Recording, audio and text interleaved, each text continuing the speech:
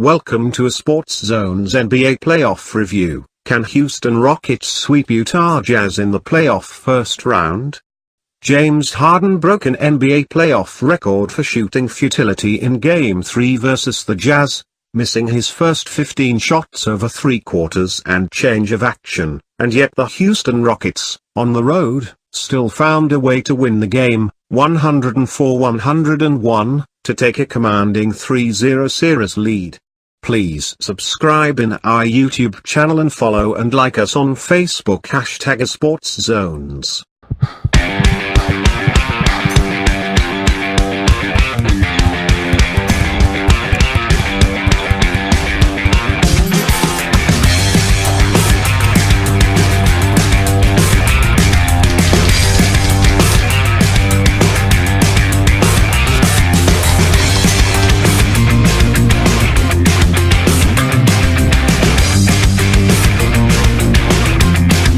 Winning a road playoff game in Utah is hard enough.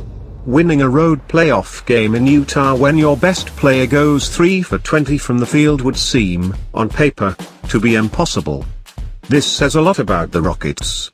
It also says a lot about Harden, who told ESPN in his on-court post-game interview that he had no idea he was 0 for 15 at one point. Listen, I have a hard time believing Harden was utterly unaware that he hadn't connected on a single shot from the field through 3 quarters, but the 3 shots he did make, 2 of which were threes on his way to 14 fourth-quarter points, tell a more important story anyway. When Harden's teammates needed him most, he was there. Remember when the Rockets missed 27 straight three-pointers en route to finishing 7 for 44 from deep in last year's Game 7 loss to the Warriors? Harden was 2 for 13 from 3 in that game. The rest of the Rockets were 5 for 31.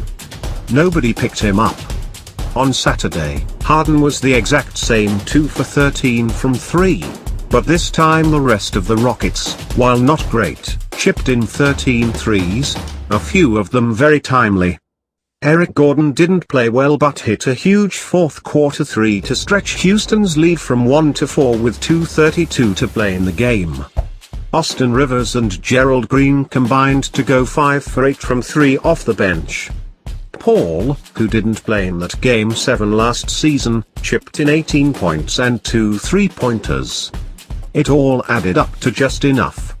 Man, I went up to Harden in that timeout, and I said, "Get your swag up," Paul said in the post-game interview.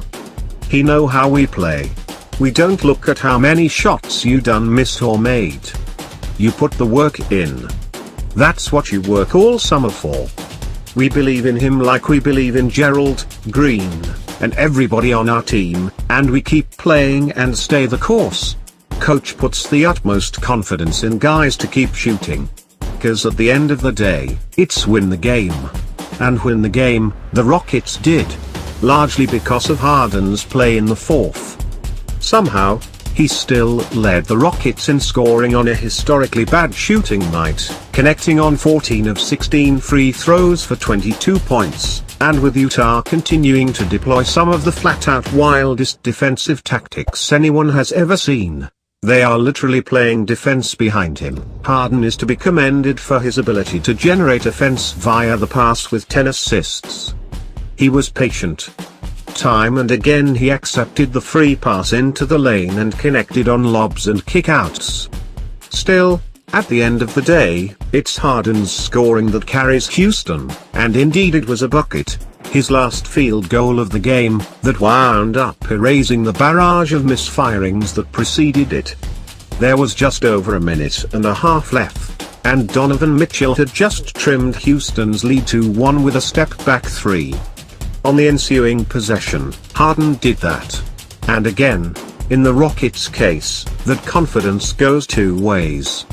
Yes, Harden's teammates and coaches have confidence in him to come up big when they need him most, but with a team that can step up for him on the worst shooting night of his career, a team that is quietly playing really great defense and can win a game multiple ways, Harden can have confidence that he doesn't always have to save the day.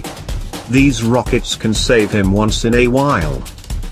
Thank you for watching. Please subscribe in our YouTube channel and follow and like us on Facebook #ASportsZones.